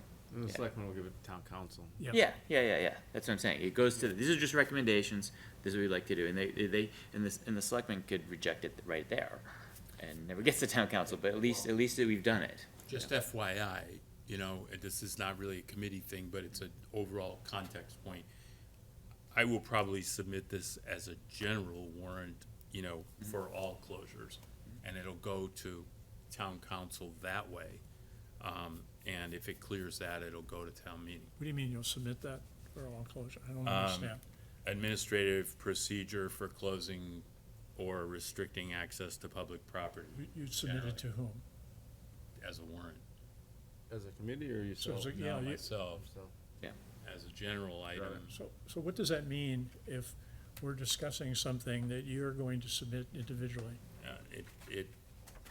It would only mean that they would be somewhat redundant laws if they both passed, but, Well, if you're gonna submit it individually, then maybe you should do so and maybe it shouldn't be here. it's not the same law, it's a broader law. The one that I would submit would not be a dog-specific thing. If it were dog-specific, it has to come through the committee because it's the committee's charge. If it's a general thing about public property in general, then any citizen can do that. Are It's, you saying that nothing like this exists, you just, I- these numbers, these days, all that stuff? I don't believe it does, no. So you came up with what you Yeah. think to be reasonable? Yeah, Okay. just based on having read a million administrative Only a procedure. million? A lot. I mean, every day of my working life for 38 years. So I guess that's kind of what I was asking was, does this exist somewhere else, which which would dictate, already actions of closing properties, and does it need to be here? No, there is not, the board is not subject to this, if you mean that. The board is not subject to this. Yeah, My one issue, in reference to public safety as the exception, my responsibility for the town is to manage the beaches under the state and federal guidelines for protecting rare and endangered species. Right. So I need the ability, consistent with the guidelines, to be able to close immediately sometimes based on the presence of certain species that may or may not be found or forecasted to be there 21 days prior. Understood? Meaning, Right. I come Yeah. across a Good point, diamondback yeah. terrapin, or I come across a piping Sure. plover chick, or a least-tern chick. so you would do that as an emergency, and then it's just that if it persisted past a certain level of time, you would just have to give people an opportunity to submit comments or to talk to you, about it, and you would just say, well, it's or we could accept that. I mean, if you're saying that, I would just recommend that you include in there. Include that wording, the 'cause that's exception, not- you know. In other words, that's federal law, right? Or Right. state law? State That and federal law. supersedes anything we do anyway. Yeah. So I think maybe you have to have Okay. some acknowledgement within the text that closures required by state or federal law would be exempt to this. supersedes all this, Okay. yeah. I'd be more Okay. comfortable. Yeah, Okay, cool. yeah, yeah, yeah. No, thank you, I appreciate that, that's good. If we can stick with this a bit more, when I read the 6 paragraphs under C, it seems to me that the substance of those comments are not dog-related. They could be related to any kind of closing. So, except for the fact that it's under a subtitle of Administrative Procedure for Closing Public Property to Dogs, the substance of it could be applicable to other places. Sure. So, if you're going to submit something individually, What if it doesn't What- pass? well, wait a You minute. know, My question is, if you're going to submit something individually yourself, separate from our committee, Right. what would change in these 5 or 6 paragraphs that would be different from what's already here? It Given, wouldn't, given it wouldn't Nate's say, comment, which would be Yeah. added, but it wouldn't say any closure under subsection B. It would, instead of that, which is right at the top there, right at the Yeah. top of the C, uh-huh, it would say any, closure of public property to persons or uses, or something along those lines. I'm just kind of fishing for it, but it would say something like that. I guess picking up on David's comment, I'm sort of ready to pass this and have it be a recommendation. The only thing I'm uncomfortable with is being clear about what it means to submit an individual from our group submitting a warrant separate from this particular document. I don't know, I can't quite grasp why that would be necessary. Well, If you are submitting something yourself, you could submit something and say that this would be applicable for dogs also. right. So, are we doing a duplicate here, or? Is yours specifically to dogs, Carl, or is it like a broader thing? It's broader, okay. So I think that's the answer, maybe. This would be specific to dogs, and he No, wants but the to. substance is not. When you read, Except when for you what read it the 6 applies to. paragraphs. Yeah, except what it applies to, Yeah. exactly. Yeah. In other words, it's applying a certain process Only to dog use. to decision-making. And here, we as a committee have authority to suggest that an extensive or, notice and comment procedure be applied to closures of areas to dogs. That's all we can do.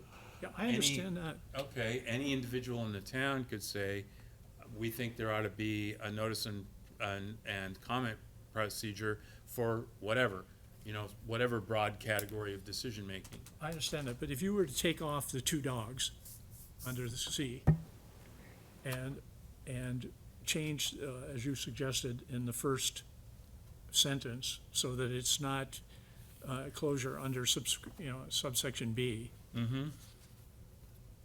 My question persists is that with the remaining substance, it does not refer to dogs, and it would refer to closure of public property, Right. correct? Yeah. So it isn't anyone putting in the warrant, it's the chair of our committee putting in the warrant. So that's what I'm trying to figure out in terms of just moving ahead and recommending this. And I don't have problems with the nature of the substance of this. I have more problems now with what does it mean to have a warrant separate from the chair of the dog committee go forth with the same Yeah, but- substance. Wildflower was close to dogs, not to people, so, you know what I mean? No. Well, you're talking about closing public property. Wildflower was then closed to dogs in the initial go-around, Yes. not to people. So even if you had this, if you took out dogs, Wildflower would be exempt from that. It wouldn't have happened. I Yes. mean, it could have it could have happened. They didn't have to give 21 days if this had been, right? Yeah, yeah. But it's if this true. was here, Wildflower would have to give 21 days. Yeah. But if you take out two And- dogs, the same and- thing would have and happened, just nothing to- would have changed. Just to forecast a little bit ahead, I mean, and this is just me, I'm speaking purely for myself here as one person. I would advocate recommending that we go through this process with Wildflower, now that we have pictures, now that we have a better sense of what the situation is legally at 64 Willie Atwood and what it is to, between there and Brewster and so forth, so that there's an actual informed decision-making process about that, that might include the chief's feedback on that as well. But that's just me. I think I'm getting confused by your comment, because the issue for me is, except for the first sentence, the nature of the substance addresses closing public property anywhere, not just for dogs. And because of the subtitle, the reference suggests that it is for dogs. I understand that. But if you're going to submit a warrant with the same wording and the same substance of what we're approving here, I find that a little bit awkward, and I'm trying to figure out why it's awkward. You want to use this next week to figure out why it's awkward No, and talk about it some more? It's sort of your responsibility, if you're going to submit the warrant, to clarify when you submit it, why it's different from what the dog task force has suggested. I mean, But first of all, I'm comfortable with this. I Yeah. think it's very helpful. We have no way of knowing whether this makes it onto a warrant or not if it goes to the Board of Selectmen. So that's a reality, right? So here, maybe just a suggestion, because we got like 6 Can minutes. I respond to what you Oh, just I'm said sorry, first? sure. Yeah, but that's a different issue. The issue of if it does or doesn't get onto a warrant is different from what we're recommending. The process of getting it onto the warrant, if you're suggesting that you want to have this on a warrant, so you're going to do it individually, Not this, pardon me? not this. I'm not putting this on a warrant, I'm putting closures of public, I'm seriously considering putting a closure of public property item on the warrant. With different This- substance or the same substance With the that's here? same substance that. But there this were- one talks about dogs. No, it doesn't. This one does, it No, does. the only place the dogs are mentioned is in the title and the first But sentence. that- the He's fir- saying he's right. going to use all this to put on a warrant for closing all public property.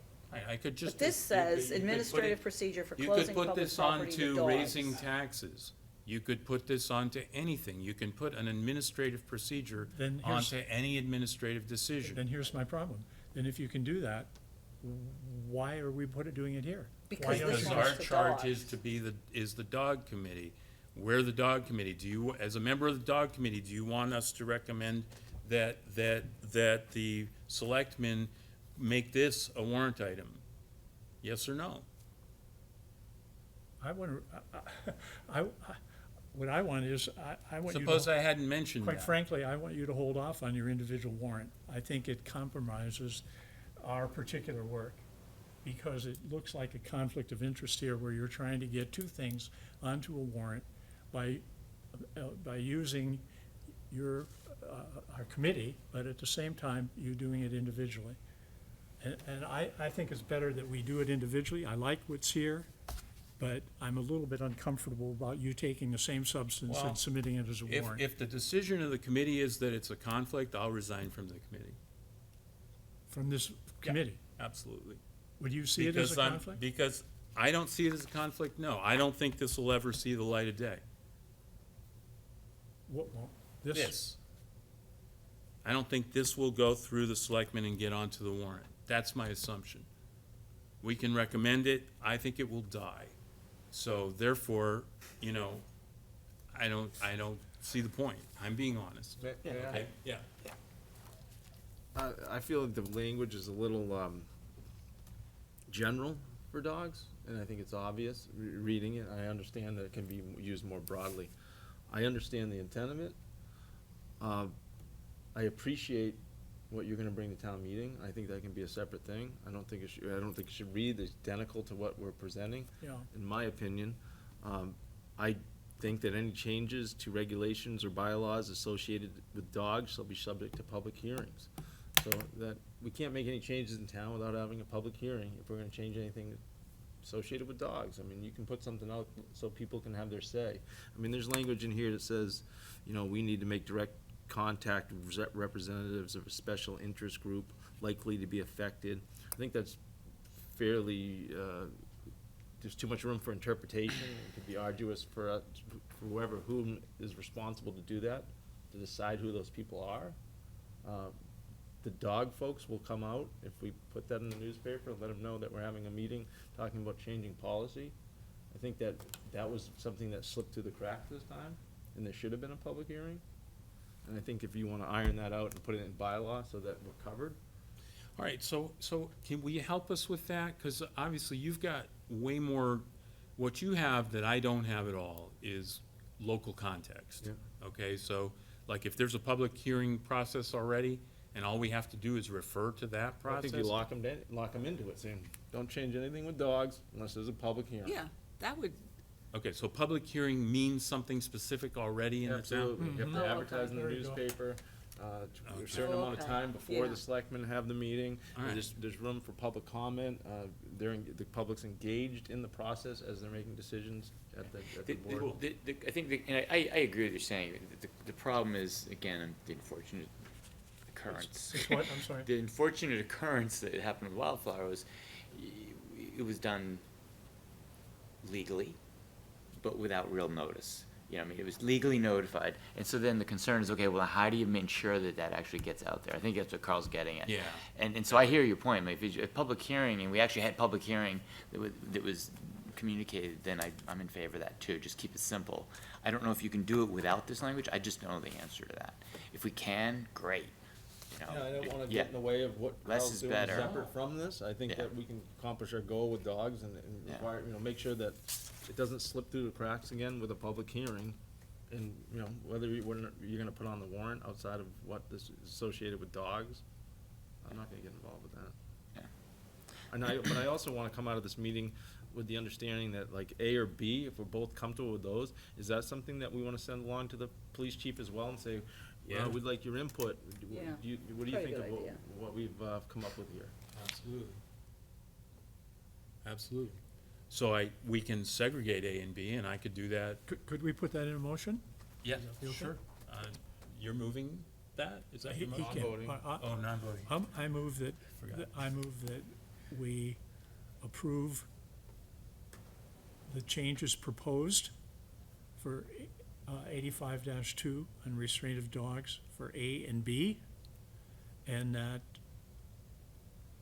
the substance of A and B be sent to the police chief for his consideration of if it is practical and enforceable.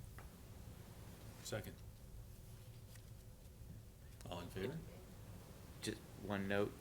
sure. Isn't B already what we have? Right? That's just repeating it, the existing language, just a clarification. You mean it already exists? Yeah, the change is really A, correct? Just make sure I understand it. Yeah, Oh, I might be. thought B was changed. Okay, so it's a friendly But I amendment. mean, he was making it complete, but I don't think B was changed. And so, yeah, it's clarification and addition, right? So, Well, B's already, yeah, I mean, 'cause friendly I amendment. think it is. uh, Yeah, okay, I'm in favor. Yeah. Yep, All in favor? yep. Okay, great. And do we need to move that I'm gonna send him the barking too, or can we just have, can we just understand? I'll make a that? motion that we forward a summary of the barking, what we're using. I know you have two examples from two East Hampton towns, and in Harwich. addition to that. And the and the noise, the And Orleans. point or- out that we have an existing noise ordinance and elicit his feedback as to what can be made it more specific for his purposes. Great. Okay, I'll second that as well. Okay. All in favor? All right, great. Great. I know we need to adjourn. I just want to note something that we didn't get to, and that is, I don't know, a little bit of consternation for me, and maybe people can think about it between now and next week. I sent out an amendment to the minutes that we're supposed to approve for 12:30. I just, if you haven't looked at that, would you please look at both of them and look at what I said about why I thought that was desirable, and maybe be prepared to, I could be off base. If I am, that's fine. I wasn't comfortable with the minutes as they were, and I felt like it was necessary to make a change. I explained it all, so I'm not gonna do that right now. But please just be conscious of those and be ready to kind of really take those up next time. May I make a comment on that? Yeah, sure. When I read what you had done, my reaction was that we have had minutes previously, and we have reviewed the minutes and made alterations or adjustments in the minutes, rather than the chair making those alterations and adjustments. I think that is probably not your role to rewrite the minutes on one case and not doing it on others, because it can be perceived in a way that I'm sure you weren't intending. Yeah, it could. So I think what we ought to do is stick with the minutes that were written and make the adjustments and alterations in the minutes that person presented to us. Even if that takes 45 minutes and it gets into a big heated thing, because that's my concern. Well, let's take, we've That's- done it Yeah. in response to your Yeah. comment. We've spent a lot of time on a lot of things that took a long time. And So the issue at hand for me is that depending on what people want to change, it may take 5 minutes, it may take longer. As far as the contention around it, it might have more to do with what you did or did not include in your rewrite than it does with the nature of what the original minutes were. yeah, I don't think that's the case, or I wouldn't have done it. I think when we touched those minutes last week, or the last time we met, it was clear to me that that was gonna turn into something that, in my judgment, we don't need, but in any event, Well, we have a well, difference of Can opinion. I just confirm which one is which? I think we're talking about the 1230s. Right, is the one pager the original or yours? Shorter one was something I offered as a possible direction for amendment. I don't want to say I rewrote the minutes. I want to say that, we're all invited to edit the minutes. In this particular case, I thought that it might be important to give it some thought and to try to not get involved in a kind of word-by-word thing that I can imagine being really deflective to our purpose. That's my point of view. Let's spend a minute on this, okay? Because I think this is important. Well, And I don't want to be I don't want everyone to stick over time or anything. so, Your point of view on that is not necessarily everyone else's point of view. okay, I understand that. So I think it's important that, as chair, you recognize the prerogative that you have in terms of influencing the nature of what goes into the minutes. And by rewriting them, it gives you leverage as a chair that other people do not have in You making have- suggestions. But we have to approve them, so. Yeah, you have to so, approve yeah. it, Yeah, exactly. that's And you not the can issue. bring your own No, amendments. The issue isn't that we can't change minutes as we have in the past, and we have to approve them. The issue at hand is the chair has rewritten the minutes and presented them. Those are two different things, because if indeed the chair has things that he wants to change in the minutes, he would participate in the regular Robert's Rules of Order